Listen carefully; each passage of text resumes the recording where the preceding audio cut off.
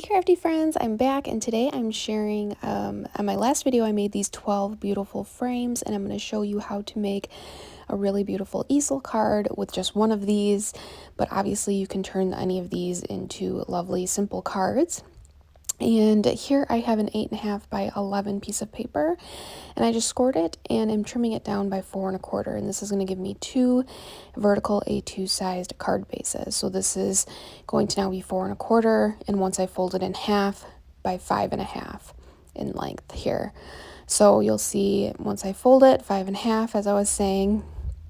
And this is a regular A2 sized vertical card base here. So we have this, and then we're going to use the same technique that we do with our Z-fold card and just fold the one panel on top of itself halfway. So this is going to end up being, if you wanted to score it, you would just score one side at 2 3/4. So it's just the halfway point between the 5.5, and this is going to give us that arc. We're going to fold it in like you saw me do, and then we'll have something here at the bottom with a little bit of foam tape on it, and that's going to give us our easel card. So as an example, it'll look something like this. Very pretty. So it's very simple, but it's still one of those cards that is kind of a showstopper. So now I'm just going through and kind of seeing which one I want to use today for this card. I really love this green color, and I think I'll do the yellow at a later time, but I'm going to start with the green. So here I have some just 49 in Market pattern paper that I'm going through with our A2 liner die from our card sentiment die set.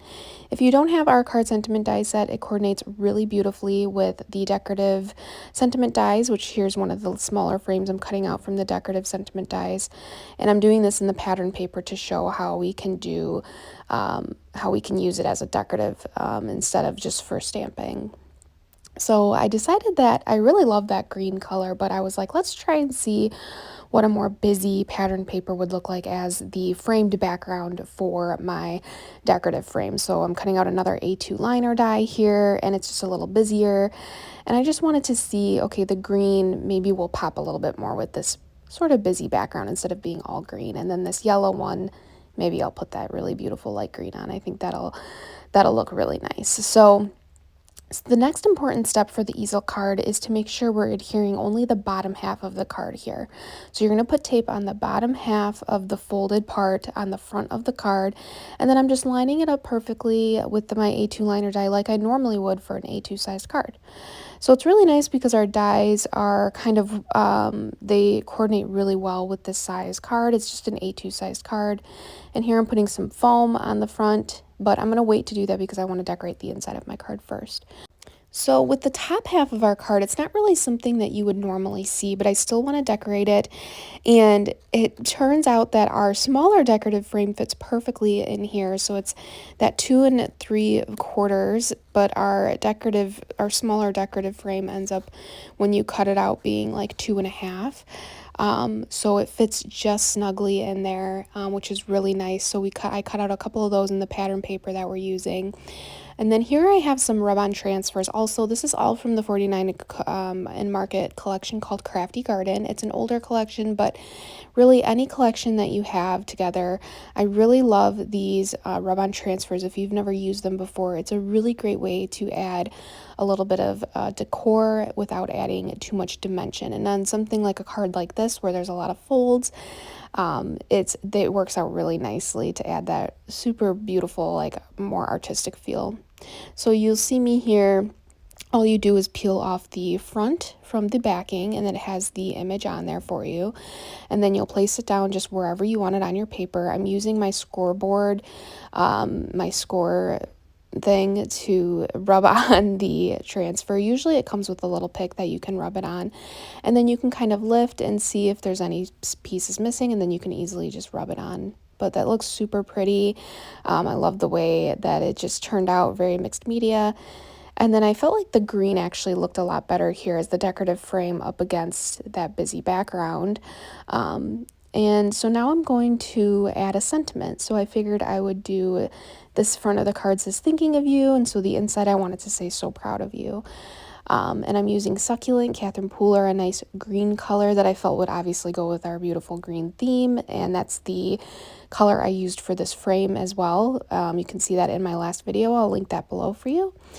So that looks really great. And then I'm just going to tape this onto my decorative frame here. So this is another way to use that larger frame that I have in green from our decorative decorative sentiment die set.